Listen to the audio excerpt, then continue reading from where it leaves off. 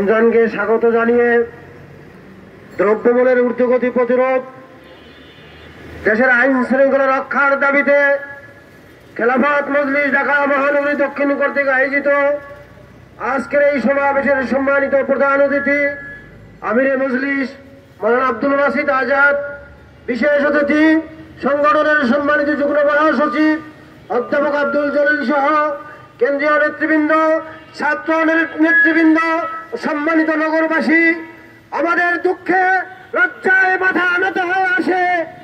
রমজান আসলে আমাদেরকে রমজানের পবিত্রতা রক্ষার দাবিতে মিছিল করতে হয়।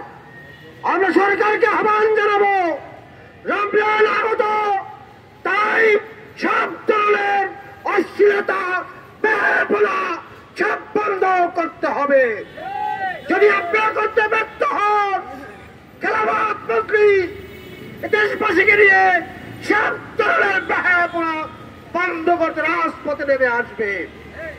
আমরা দেখতে পাচ্ছি যখনই রমজান আসে এক ধরনের অসৎ ব্যবসায়ী জিনিসপত্রের দাম কৃত্রিম ভাবে বাড়িয়ে দেয়।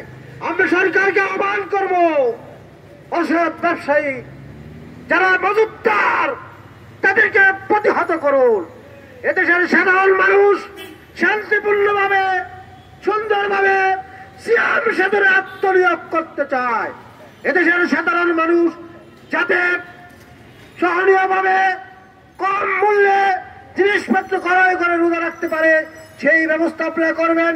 সাথে সাথে আহ্বান জানাবো, দেশের আইন শৃঙ্খলা নষ্ট করার জন্য একটি অপশক্তি তৎপরতা চালাচ্ছে।